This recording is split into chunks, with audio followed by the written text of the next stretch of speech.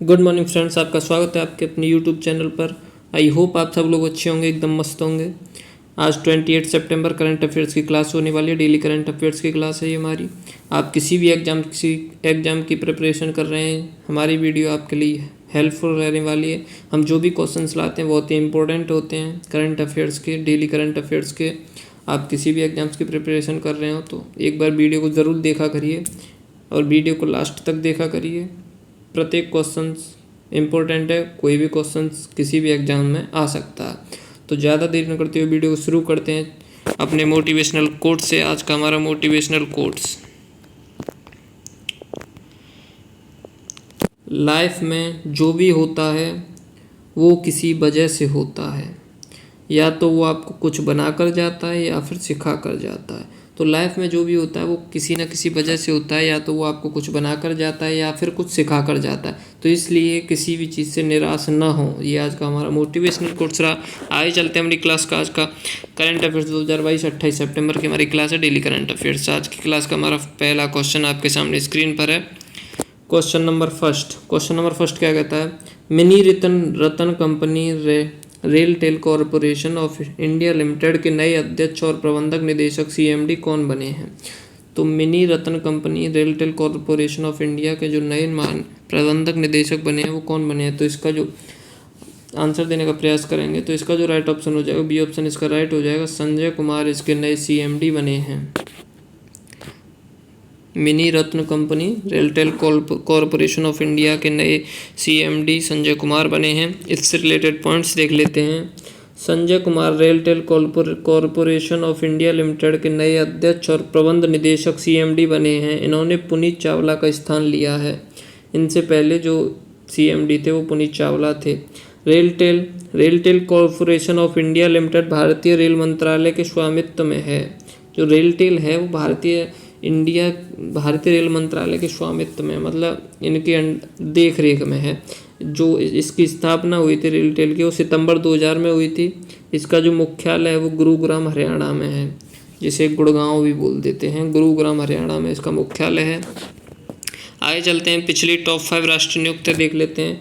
भारतीय शेयर बाजार Bombay stock exchange BSE के नए अध्यक्ष कौन बने? तो S S Mundra Bombay stock exchange के नए अध्यक्ष बने थे। आगे चलते हैं, पॉइंट नंबर 2, केंद्रीय माध्यमिक शिक्षा बोर्ड सीबीएसई के नए अध्यक्ष कौन बने? तो निधि छिब्बर केंद्रीय माध्यमिक शिक्षा बोर्ड सीबीएसई की नई अध्यक्ष बनी है निधि छिब्बर। भारत के नए मुख्य चुनाव आयुक्त कौन बने हैं? तो राजीव कुमार भारत के नए मुख्य चुनाव आयुक्त बने हैं। सैन्य अभियान के नए महानिदेशक डीजीएमओ कौन बने हैं? मनोज कुमार कटियार जो है सैन्य अभियान के नए महानिदेशक डीजीएमओ बने, मनोज कुमार कटियार। आगे चलते हैं, संघ लोक सेवा आयोग यूपीएससी के नए अध्यक्ष कौन बने? डॉक्टर मनोज सोनी जो है यूपीएससी के नए अध्यक्ष बने हैं। आगे चलते हैं, अगला क्वेश्चन देख लेते हैं हमारी क्लास का। गणित श्रेणी में ब्रेक थ्रू पुरस्कार 2023 ऑस्कर ऑफ साइंस से किसे सम्मानित किया गया है? तो ब्रेक थ्रू पुरस्कार 2023 ऑस्कर ऑफ साइंस से किसे सम्मानित किया है? आंसर देने का प्रयास करेंगे इसका। तो इसका जो राइट ऑप्शन हो जाएगा, डी ऑप्शन इसका राइट हो जाएगा। डैनियल स्पीलमैन, अमेरिका के हैं ये, डैनियल स्पीलमैन। डी ऑप्शन इसका राइट हो जाएगा। डैनियल स्पीलमैन को ब्रेक थ्रू पुरस्कार 2023 से सम्मानित किया गया है। आगे चलते हैं, इंपॉर्टेंट पॉइंट्स देख लेते हैं। ब्रेक थ्रू पुरस्कार को ऑस्कर ऑफ साइंस भी कहा जाता है। यह पुरस्कार 3 श्रेणियों गणित, मौलिक भौतिकी और जीवन विज्ञान के तहत प्रदान किए जाने वाले अंतर्राष्ट्रीय पुरस्कार हैं। आगे चलते हैं, पुरस्कार विजेताओं के नाम देख लेते हैं। गणित में जो ये पुरस्कार मिले हैं, ये विश्वविद्यालय के डैनियल स्पीलमैन को सैद्धांतिक कंप्यूटर विज्ञान और गणित में कई खोजों के लिए ये पुरस्कार दिया गया है। आगे चलते हैं, मौलिक भौतिकी में किसे मिला है? चार्ल्स वेनेट, गाइल्स ब्रेसर्ड, डेविड ड्यूस और पीटर शोर द्वारा क्वांटम सूचना में उनके नाम के लिए। जीवन विज्ञान में किसे मिला है? तो क्लिफोर्ड ब्रैंकविन और एंथोनी हाइमन को सेलुलर संगठन के एक नए तंत्र की खोज के लिए पुरस्कार में दिया गया जीवन विज्ञान में। आगे चलते हैं, अगला प्रश्न देखते हैं अपनी क्लास का। भूस्खलन का पता लगाने के लिए भारत का पहला हिमस्खलन निगरानी रडार किस राज्य में स्थापित किया गया है? तो भूस्खलन का पता लगाने के लिए भारत का पहला हिमस्खलन निगरानी रडार किस राज्य में स्थापित किया गया है? तो इसका उत्तर देने का प्रयास करेंगे तो इसका जो ऑप्शन है राइट हो जाएगा, सिक्किम में यह रडार स्थापित किया गया है। आगे चलते हैं, इंपॉर्टेंट पॉइंट्स देख लेते हैं इससे रिलेटेड।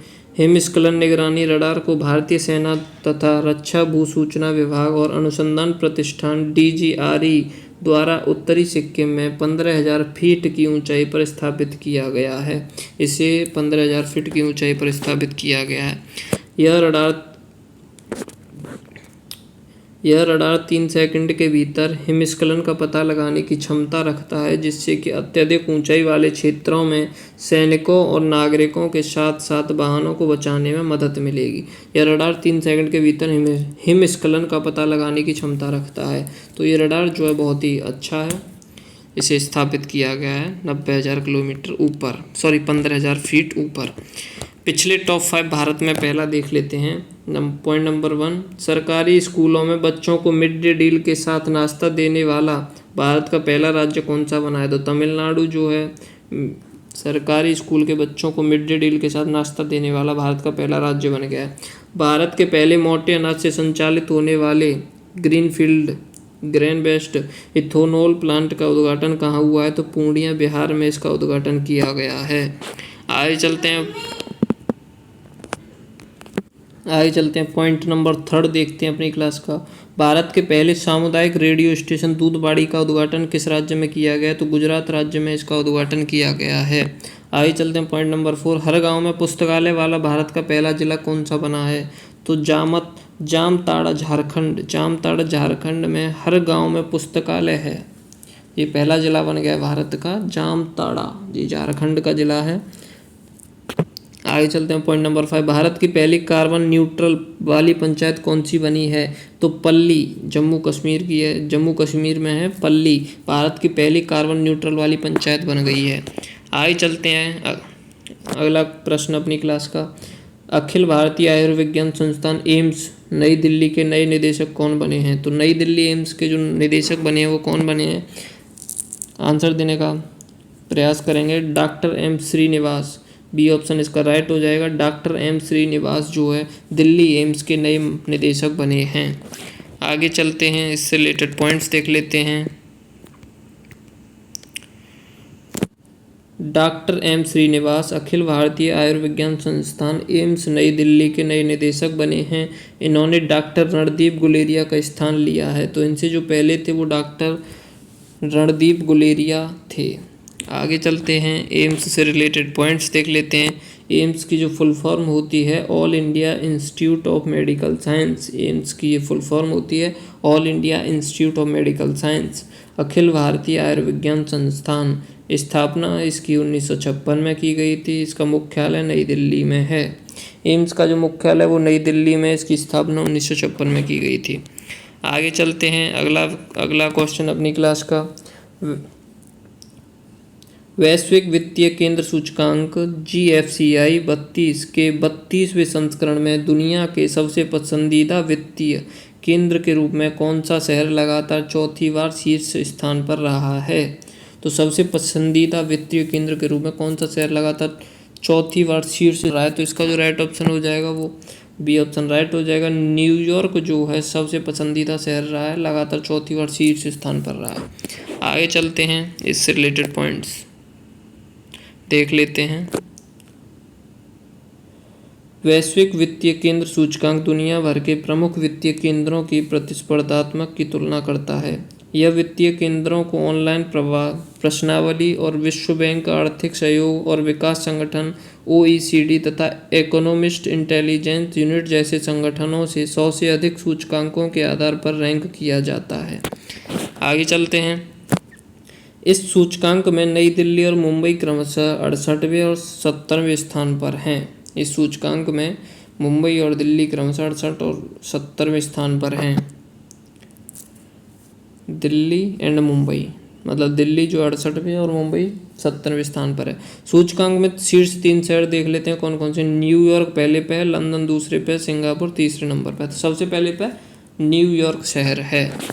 आगे चलते हैं, अगला क्वेश्चन अपनी क्लास का, बथुकम्मा महोत्सव 2022 किस राज्य में शुरू हुआ है? तो बथुकम्मा महोत्सव 2022 किस राज्य में शुरू किया गया है? तो इसका जो राइट ऑप्शन हो जाएगा, सी ऑप्शन इसका राइट हो जाएगा। तेलंगाना में बथुकम्मा महोत्सव 2022 शुरुआत किया गया है।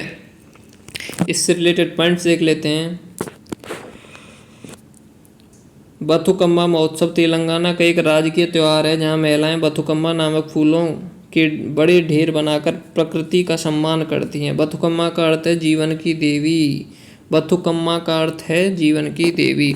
आगे चलते हैं, तेलंगाना से रिलेटेड पॉइंट्स देख लेते हैं। तेलंगाना की स्थापना 2 जून 2014 को हुई थी। तेलंगाना की राजधानी हैदराबाद है। तेलंगाना के मुख्यमंत्री जो हैं के चंद्रशेखर राव हैं। तेलंगाना राष्ट्रीय समिति पार्टी से चुने गए हैं के चंद्रशेखर राव। तेलंगाना के जो गवर्नर हैं वो तमिलसाई सुंदरराजन हैं। तेलंगाना के गवर्नर तमिलसाई सुंदरराजन हैं, तो इनको भी देख लीजिएगा, ये भी एग्जाम में पूछे जा सकते हैं, सीएम और राज्यपाल। तेलंगाना के मुख्य न्यायाधीश कौन हैं? उज्ज्वल भुइयां। उज्ज्वल भुइयां जो है तेलंगाना के मुख्य न्यायाधीश हैं। तेलंगाना के राजकीय पशु कौन से हैं? हिरण। जिनका राजकीय पक्षी इंडियन रोलर पलापित्ता। राजकीय वृक्ष चम्मी चैंटू। चम्मी चैंटू जो है राजकीय वृक्ष है तेलंगाना का। तेलंगाना की प्रमुख झीलें देख लेते हैं। तेलंगाना की प्रमुख झीलें हुसैन सागर और नागार्जुन सागर। 4 पड़ोसी राज्य कौन कौन से हैं तेलंगाना के? महाराष्ट्र, छत्तीसगढ़, कर्नाटक और आंध्र प्रदेश तेलंगाना के 4 पड़ोसी राज्य हैं। लोकसभा सीट 17 हैं तेलंगाना में, राज्यसभा सीट 7 हैं, विधानसभा सीट 119 हैं। आगे चलते हैं, तेलंगाना के हवाई अड्डे देख लेते हैं। तेलंगाना के हवाई अड्डे राजीव गांधी अंतर्राष्ट्रीय हवाई अड्डा हैदराबाद, ये भी तेलंगाना में। बैंकपेट हवाई अड्डा, ये भी तेलंगाना में। तेलंगाना के राष्ट्रीय उद्यान देख लेते हैं। काशू ब्रह्मानंदा रेड्डी राष्ट्रीय उद्यान, महावीर हरिना वनस्थली राष्ट्रीय उद्यान, मरुगावनी राष्ट्रीय उद्यान, ये सभी तेलंगाना के राष्ट्रीय उद्यान हैं। आगे चलते हैं, अगला क्वेश्चन अपनी क्लास का, किस भारतीय मूल की महिला ने पहला महारानी एलिजाबेथ द्वितीय पुरस्कार 2022 जीता है? तो किस भारतीय मूल की महिला ने पहला महारानी एलिजाबेथ द्वितीय पुरस्कार 2022 जीता है? तो इसका जो राइट ऑप्शन हो जाएगा सुएला ब्रेवरमैन, ये ऑप्शन इसका राइट हो जाएगा। सुएला ब्रेवरमैन ने पुरस्कार जीता है, पहली भारतीय मूल की महिला है ये, मतलब रहती वहीं पे हैं, भारतीय मूल की हैं, इसलिए पहला खिताब जीता है जो भारतीय मूल की महिला है। इससे रिलेटेड पॉइंट्स देख लेते हैं। ब्रिटेन में भारतीय मूल की गृह मंत्री सुएला ब्रेवरमैन ने पहला महारानी एलिजाबेथ द्वितीय वुमेन ऑफ द ईयर पुरस्कार जीता है। इनको यह पुरस्कार दिवंगत महारानी को समर्पित एशियन अचीवर्स अवार्ड 2022 में नई भूमिका निभाने के लिए प्रदान किया गया है। इससे रिलेटेड पिछले टॉप 5 पुरस्कार देख लेते हैं।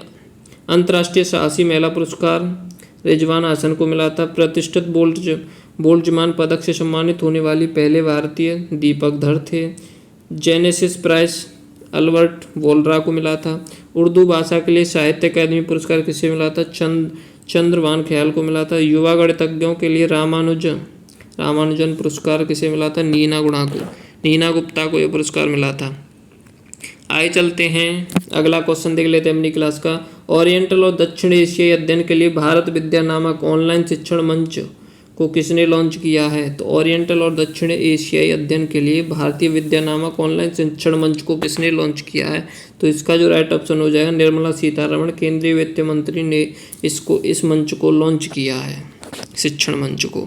आगे चलते हैं, इससे रिलेटेड पॉइंट्स देख लेते हैं। भारतीय विद्या अपनी तरह का पहला ऑनलाइन प्लेटफॉर्म है जो कला, वास्तुकला, दर्शन, भाषा और विज्ञान के बारे में इंडोलॉजी के विभिन्न पहलुओं को कवर करने वाले मुफ्त और भुगतान दोनों पाठ्यक्रमों की पेशकश करेगा।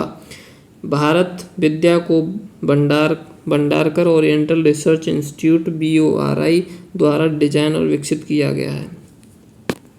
जो भारत विद्या को डिजाइन किया गया है BORI द्वारा डिजाइन किया गया है। आगे चलते हैं, अगला क्वेश्चन अपनी क्लास का। भारतीय समाचार पत्र एजेंसी के नए अध्यक्ष कौन बने हैं? तो भारतीय समाचार पत्र एजेंसी के जो नए अध्यक्ष बने हैं, बी ऑप्शन इसका राइट हो जाएगा, के राजा प्रसाद रेड्डी को भारतीय समाचार पत्र एजेंसी का नया अध्यक्ष बनाया गया है। आगे चलते हैं, इससे रिलेटेड पॉइंट्स देख लेते हैं। के राजा प्रसाद रेड्डी भारतीय समाचार पत्र एजेंसी के नए अध्यक्ष चुने गए हैं। इन्होंने मोहित जैन का स्थान लिया है। भारतीय समाचार पत्र एजेंसी प्रेस ऑफ इंडिया के केंद्रीय संगठन के रूप में कार्य करता है। स्थापना इसकी 27 फरवरी 1939 को हुई थी। मुख्यालय नई दिल्ली में है। आगे चलते हैं अगला क्वेश्चन अपनी क्लास का। शंघाई सहयोग संगठन एससीओ के सदस्य देशों के अभियोजक जनरल की 21वीं बैठक कहाँ आयोजित हुई है?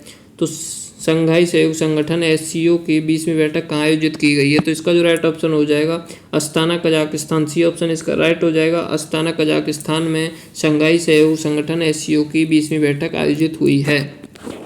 आगे चलते हैं, इससे रिलेटेड पॉइंट्स देख लेते हैं। शंघाई सहयोग संगठन एससीओ के सदस्य देशों के अभियोजक जनरल की इस बैठक के दौरान मुख्य तौर पर कानून व्यवस्था को बनाए रखने और संबंधी मामलों पर चर्चा की गई है। इसमें मुख्य तौर पर सदस्य देशों के अभियोजक, अटॉर्नी जनरल और वरिष्ठ कानून अधिकारी शामिल होते हैं। इसमें जो शामिल होते हैं मुख्य तौर पर अभियोजक, अटॉर्नी जनरल, वरिष्ठ कानूनी अधिकारी इसमें शामिल होते हैं।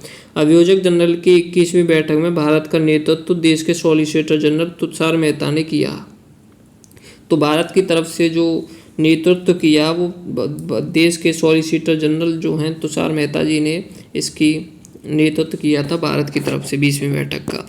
आगे चलते हैं अगला क्वेश्चन अपनी क्लास का। विश्व नदी दिवस 2022 कब मनाया गया है? विश्व नदी 2022 कब मनाया गया? तो ये ऑप्शन इसका राइट हो जाएगा। 25 सितंबर को यह मनाया गया विश्व नदी दिवस 2022। आगे चलते हैं, इससे रिलेटेड पॉइंट्स देख लेते हैं। हर साल सितंबर के चौथे रविवार को विश्व नदी दिवस के रूप में मनाया जाता है। इस दिवस की शुरुआत 2005 में हुई थी। इसका जो उद्देश्य है, यह दिवस नदियों के बारे में जन जागरूकता बढ़ाने के लिए और उनके संरक्षण पर ध्यान देने के लिए इस दिवस को मनाया जाता है। तो इस दिवस का जो उद्देश्य है वो जन जागरूकता बढ़ाने के लिए और उनके संरक्षण पर ध्यान देने के लिए इस दिवस को मनाया जाता है। इस साल 18 विश्व नदी दिवस मनाया गया है। 18 इस साल 18वां विश्व नदी दिवस मनाया गया। तो इसकी जो थीम थी वो थी the importance of river to biodiversity. इसकी जो थीम थी the importance of rivers to biodiversity. आगे चलते हैं, अगला एंड लास्ट क्वेश्चन है अपनी क्लास का।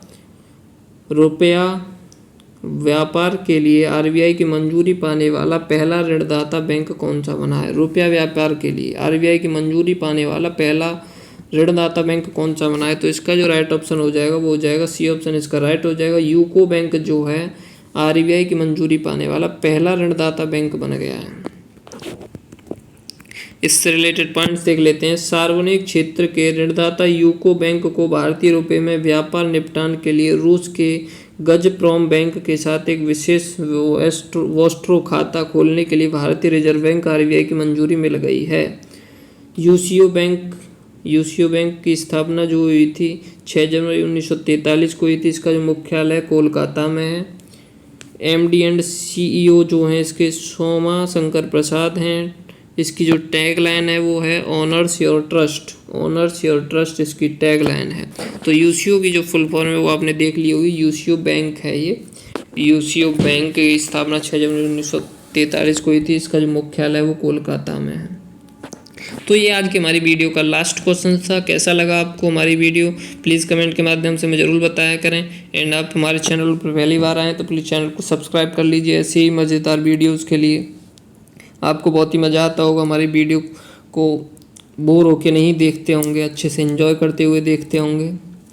तो ऐसे ही मज़ेदार वीडियो के लिए हमारे चैनल को सब्सक्राइब कर लीजिए एंड बेल आइकन प्रेस कर लीजिए जिससे कोई भी वीडियो आपसे मिस ना हो। हमारी प्रत्येक वीडियो इम्पोर्टेंट है प्रत्येक एग्ज़ाम के लिए। तो चलते हैं दोस्तों, जय हिंद। वीडियो को लाइक करिए एंड एक शेयर कर दीजिए। जय हिंद।